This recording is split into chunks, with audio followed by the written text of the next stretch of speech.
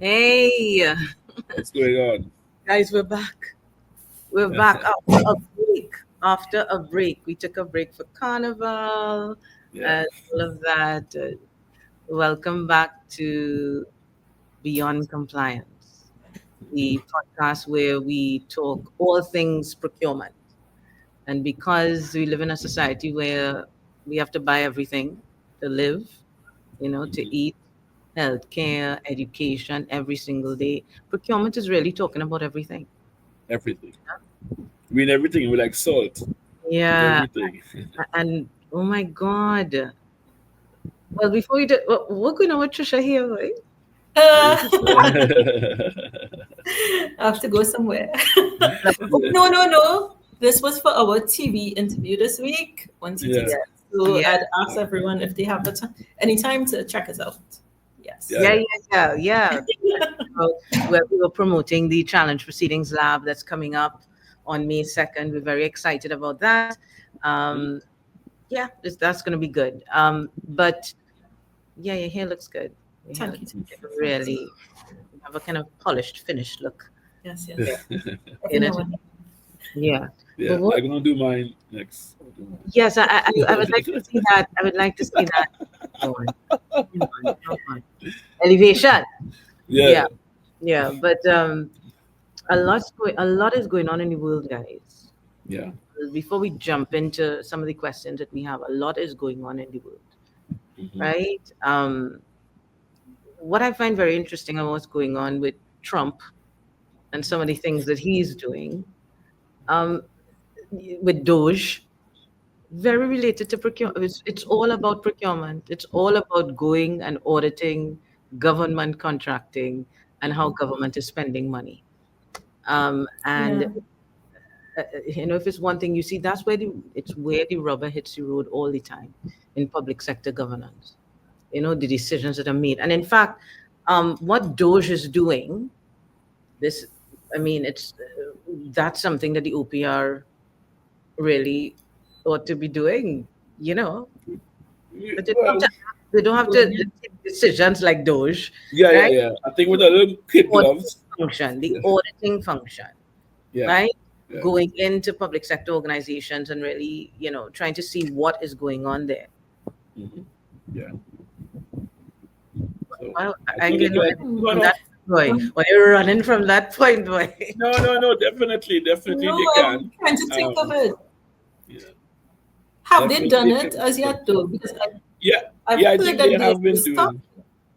No, they have some audits actually, about probably two or three procurement entities right now they're doing.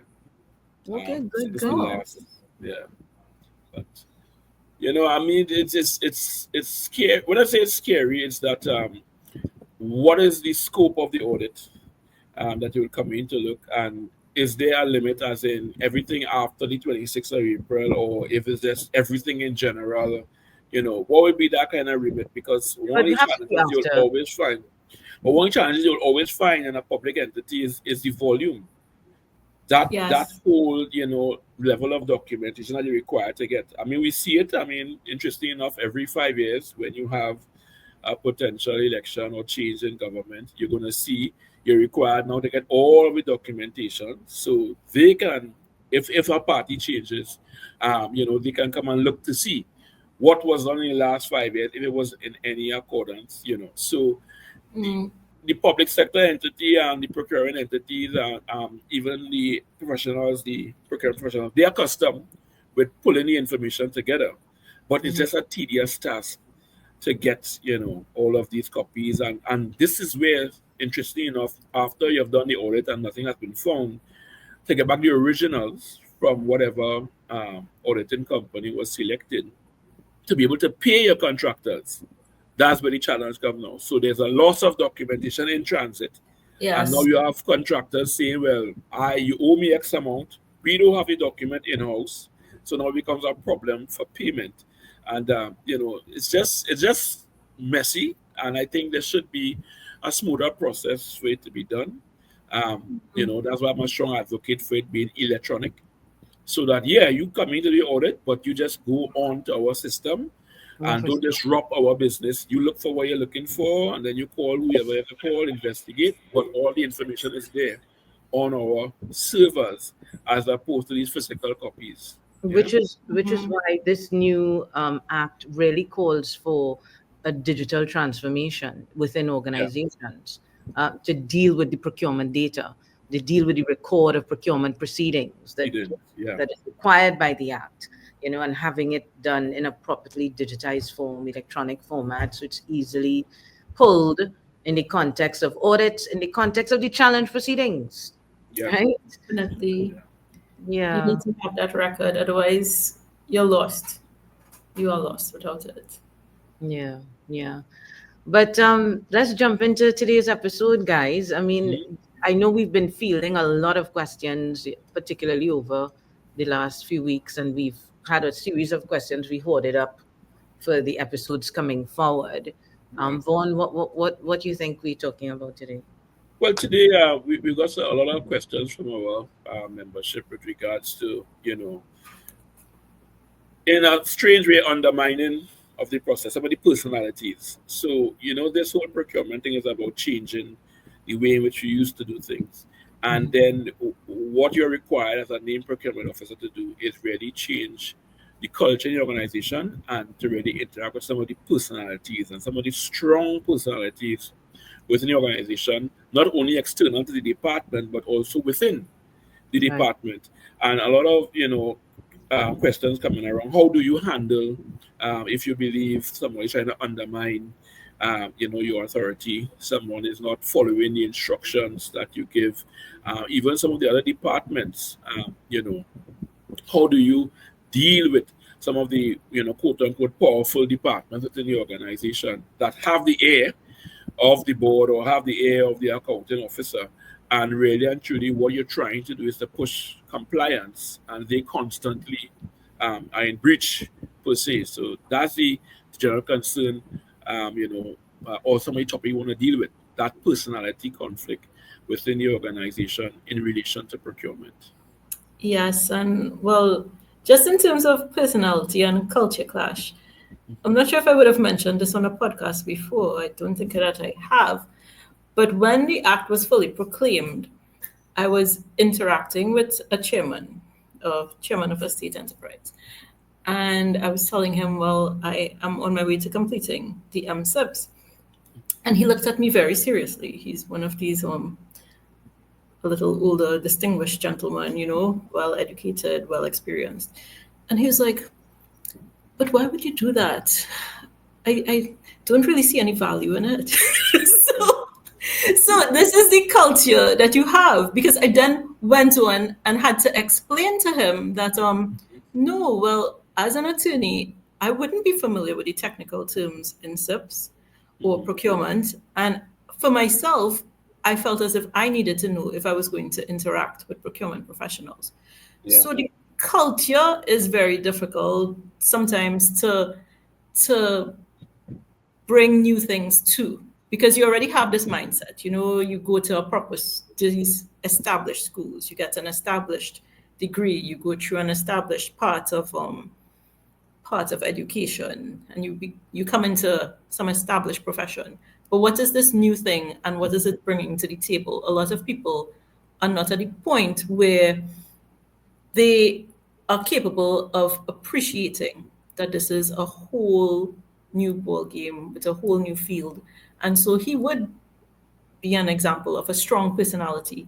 And then if he's already at the top of his game and you're there in this new profession, how do you interact? You know, you what do you do? So I mean, I'm a little bit newer in this profession than you, Vaughn, and Mhm. Dr. Rose as well. So what advice you would give in a situation like that? Wow. But I mean, I also want to pipe in on this issue of personalities in procurement, even from another perspective. I'm thinking of, in talking and in advising persons in public bodies that I've been doing. One of the things I'm seeing is in the role of the NPO, right?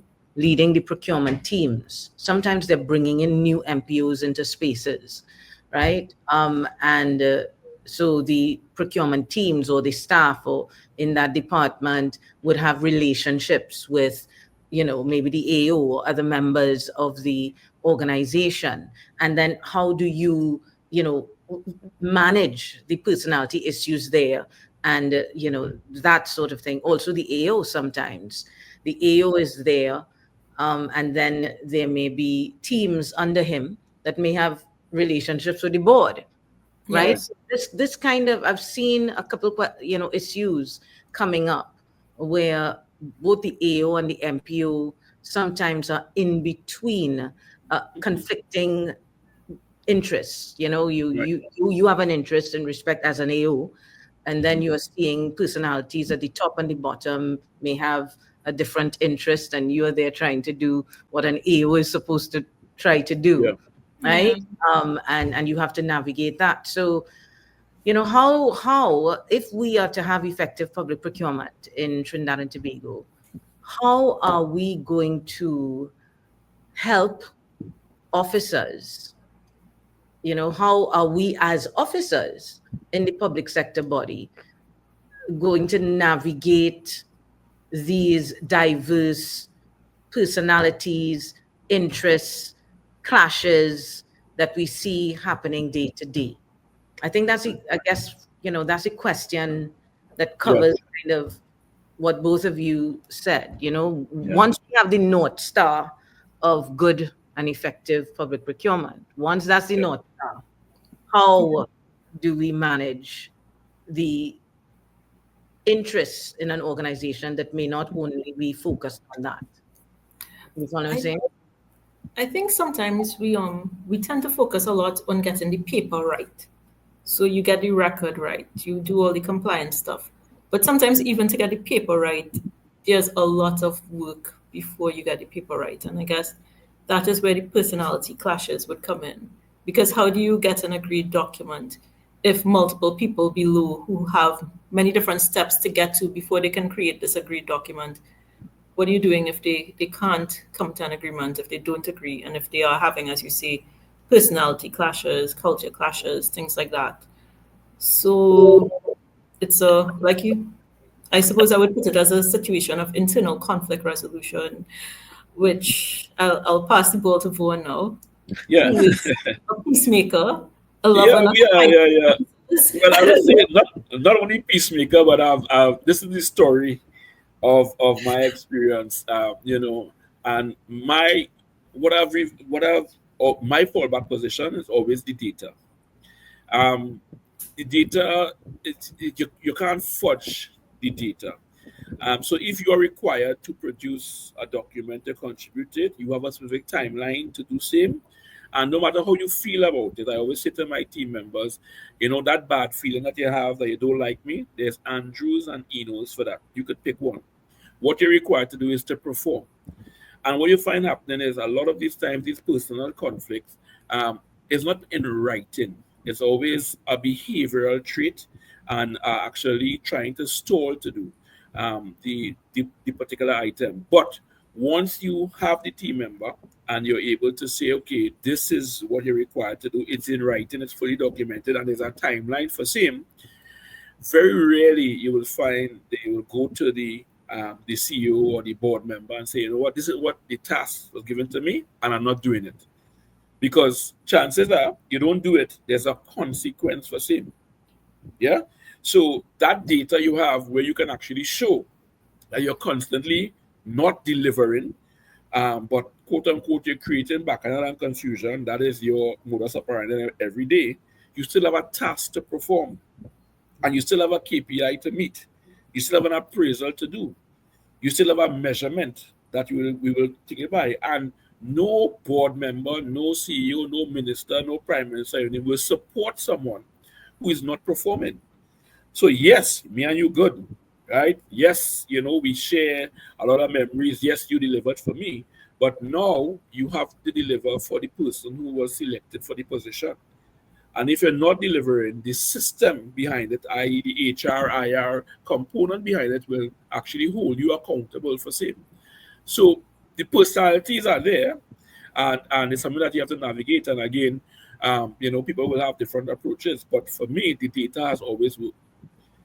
Right. So you are Data, talking. yeah, So you are saying, someone who is in a leadership position that finds themselves with a team that, could be undermining or acting with different interests. yeah, One of the key things they need to do up front is any instruction they give, hmm even if they give it orally, they should confirm it in writing, right. timelines, Definitely, and all of that, definitely. and have the team confirm that they understand in writing and all of that.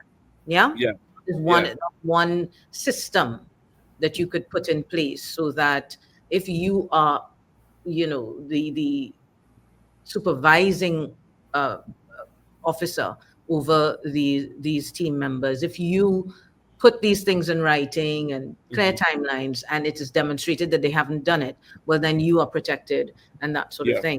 Tricia, what else you think? I don't know. Mm, I think yes, you can put things in writing. That is the best thing to. And as you know, I come from a public sector background, so we tend to have a lot of things in writing. Most people won't do anything unless they are given something in writing. Right, So I come from a culture where I put things in writing and people put things in writing. Um, but to me, before you, that is a very individualistic method as well. So while you can put something in writing and you issue instructions and you have instructions here and there, if it is that you require a group effort, and especially if you are in a cross-functional team with different capacities, different professions, you need to have you need more than putting things in writing. You need people to share their knowledge. Because unless people share their knowledge, you will always have the bare minimum. And sometimes the bare minimum may come with potential holes 3 days down the line, 3 years down the line.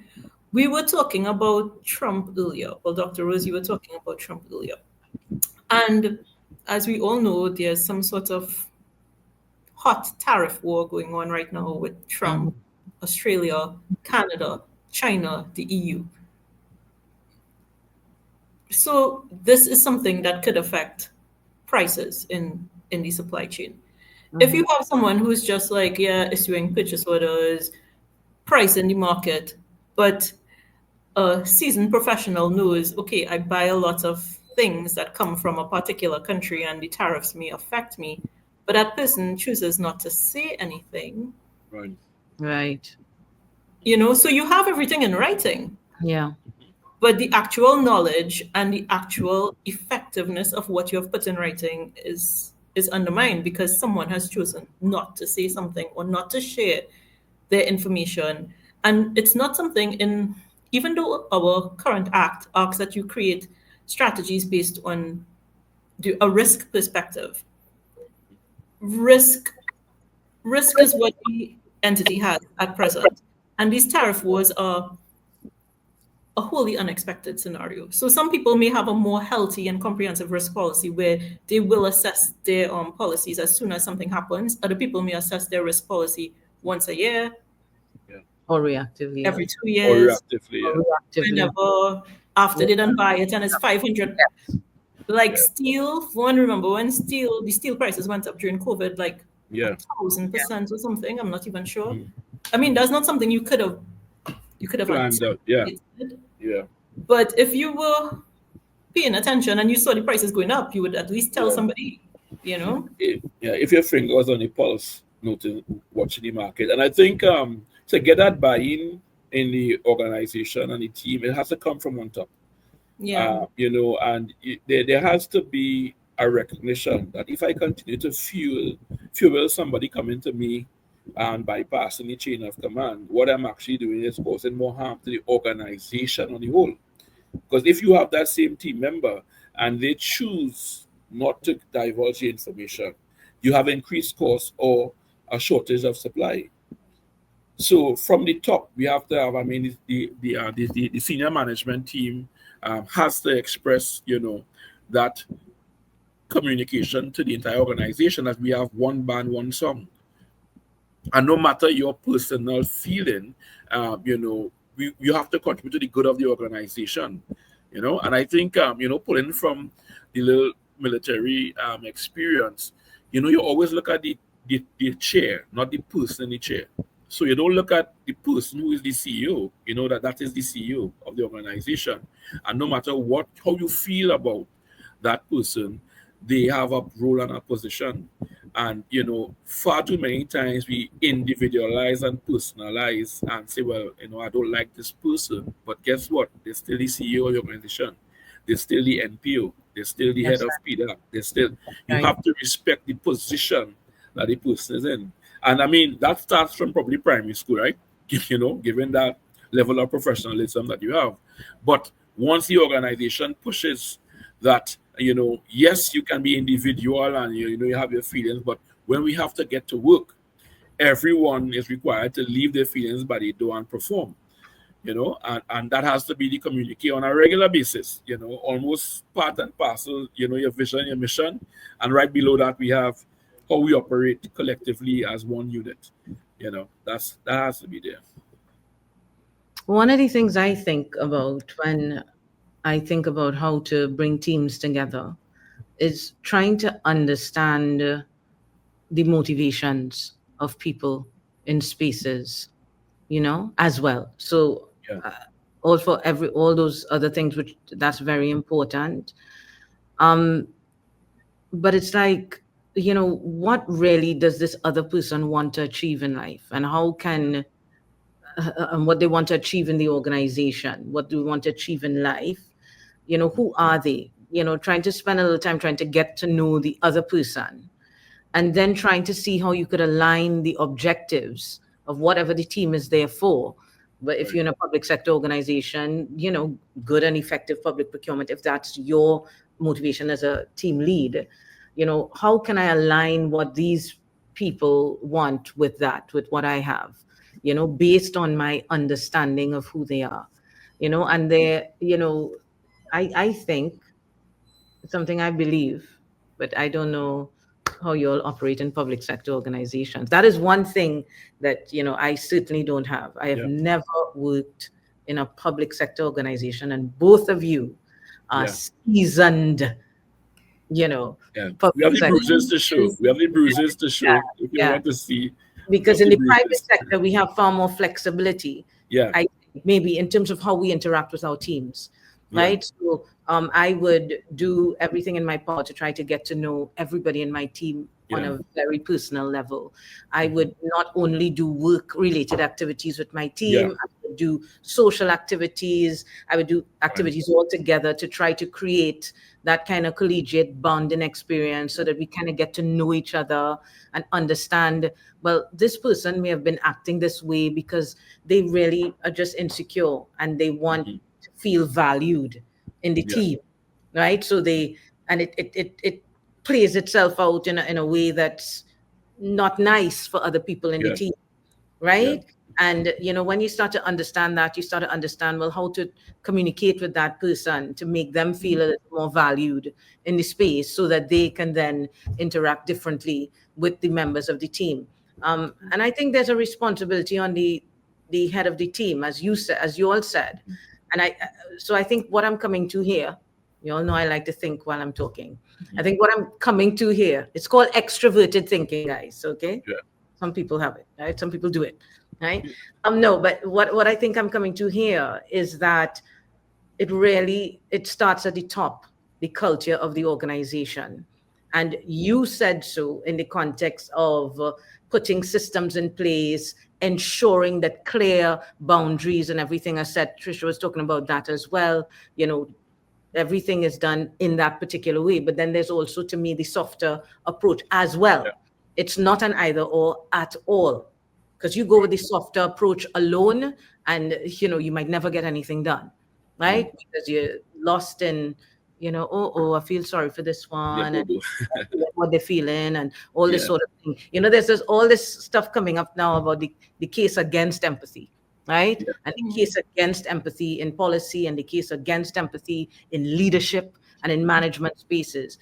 I think that, oh gosh, I'm going off on a tangent, but I just do want to Yeah. make this the point, Yeah. right? I think that the people that, and the literature that is emerging about against empathy is looking at empathy from a very myopic perspective, just looking at empathy as emotional empathy, that is feeling what someone else is feeling, stepping into their shoes and feeling what they're feeling. And if that's all you think empathy is, then of course, just stepping into the shoes of a bandit while they, robbing Yeah. everybody, killing people and all this sort of thing, and saying, oh God, we feel so sorry for them, don't punch them.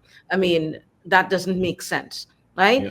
So, but the literature shows that empathy is not just emotional. It's Mhm. cognitive empathy, that is having an understanding of what another person is thinking. There's also compassionate empathy and system empathy. But okay, yeah, I've Yeah. gone off on a thing. But so empathy is a more holistic thing where you look at, what the person is experiencing within the context of the system in which they inhabit, right? And looking at the various needs of the other people within the systems that they inhabit. And then determining what is the right compassionate step to take in respect of this individual when you are mindful of the entire system and the needs and the demands of the entire system. And to me, that's the responsibility of leadership, Yeah. right? That's the responsibility of leadership. So, yes, put things in place, make clear timelines, put people with roles and responsibilities clearly defined, establish the KPIs and that sort of thing. But also we are all human beings, also do the work to try to figure out each member of your team, who are they? What do they want, right? What baggage are they coming with as well? How can you make things easier, for them to thrive and to excel and be their best, right? um so yeah, so Yeah. once you've been put in an NPO position or an AO position or you're on a board, you can't just treat it like, okay, I am a professional and this is what I know and I'm an expert in my field and I'm just coming to give that to the organization. We are whole human beings. We are more than our profession, and as leaders we have to bring more. Yeah, go ahead. Yeah. Sorry. Yeah. I think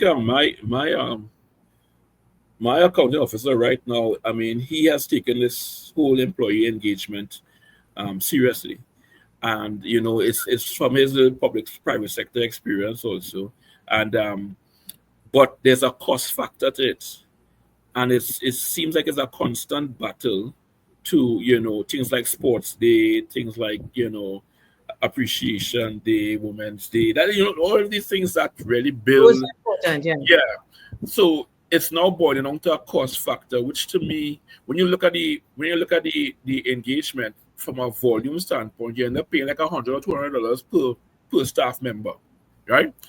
Uh, we have to balance that. So is there a cost to it that says, at what point do I not value the employee, or do I say, listen, if I contribute, if I give this person a little snack box, a little, how was your day kind of thing on a UN approved day, what kind of mileage I get over that? And I think from the public sector standpoint, we need to stop looking at the cost, because sports day, is going to Cost cost you only. plenty. Stop looking at the cost Yes, the cost only. only. Yeah, yeah. You have Look to at look at what the kind of value. mileage. What's Yeah, the yeah. value that the organization is getting when they spend this money, Money. right? What is the Exactly. purpose of the transaction and what is the value of that You brought it right back to procurement. Yeah. All right, so that's what you do with Definitely. leadership. Trisha, I'm going to give you the last word because we Yeah. said we were keeping this to 30 minutes, and by golly, we'll be We very should do close it. to 30 minutes today. But Trisha, how do you close up this whole thing? You have in the Yeah. last word. Um, for me, I had a very amazing experience this past week. I met one of my former bosses. Like, she was my boss from 2006 to 2008, and I met her last week so randomly. And I hadn't seen her in years, and I was so happy to see her. We hugged. I invited her to the challenge proceedings lab. We exchanged telephone numbers. And when I was in the public service, then this was a situation when, even though we were in the legal legal side, we would all have to work with our own toilet paper. So this was when the public sector agencies were not spending any money. You're talking about $100 per person. Vaughn, we had to work with our own toilet paper. Like everybody had their own toilet paper. Things like communal water containers. These are recent things that people accept now, but that was unheard of when I had started. But we didn't have a lot, and we would pay for our own Christmas dinners. Like everyone would get the chance to set the table, and I had my chance when I was in 2007. I set the table for Christmas dinner. Like it was a very simple experience in terms of what we expected and what we received. But the team, I am still in touch with a lot of people from that entity today. And it was, yes, we had our pulling and tugging. She was like, oh, she forgot all kinds of things and she just remembers how good everything was. And that is the same thing for me.